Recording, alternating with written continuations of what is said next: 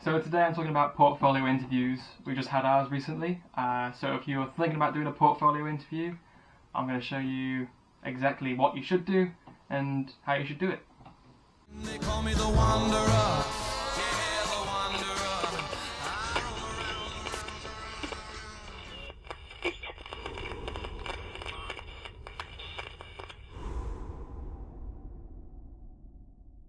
Welcome back. Today I want to talk about portfolio interviews. Now we've just had a portfolio interview at the University of Chester.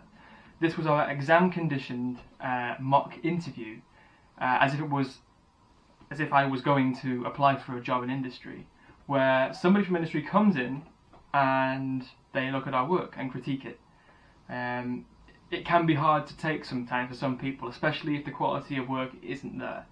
So that brings me on to my first point already. When you're doing this, make sure the work you have inside of your portfolio is good quality. You're not going to get very far without a good quality bit of work. So knowing this, what did I do to prepare? I did exactly that. I got a good body of work ready. I got at least 6 pages. Now, on average, research shows that interviews tend to last about 10 minutes. Ours was 10 minutes. Makes kind of sense, doesn't it? So we had a 10-minute interview with this person from industry.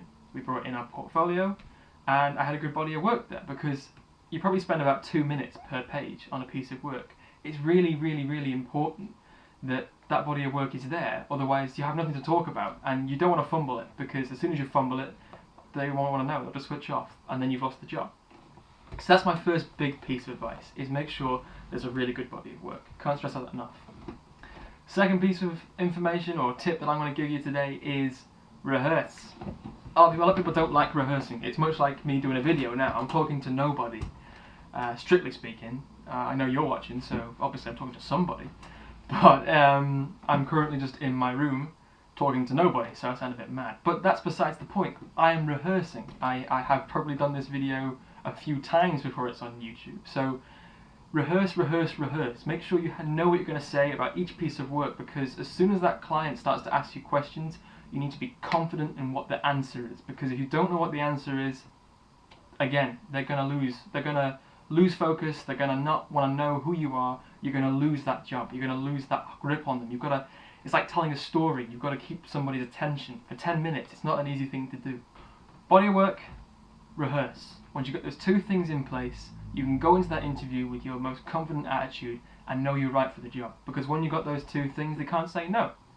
The tricky bit comes after. You've obviously got to make sure that you don't oversell yourself, because if you oversell yourself and then you get into the room and you're not what they're expecting, or not what you've told them that you are, or you overpromise something that you can do and you can't do it on the day, you won't be able to keep onto that position, that's for sure. So make sure, although it's confident, it's not cocky. It needs to be truthful. It needs to be an element of truth. You can't just say, oh, I'm a whiz at After Effects, if you've never been on the program in your life. So yeah, be honest, but at the same time, make sure that you know what you're saying is enticing the client to take you on as the person for the job.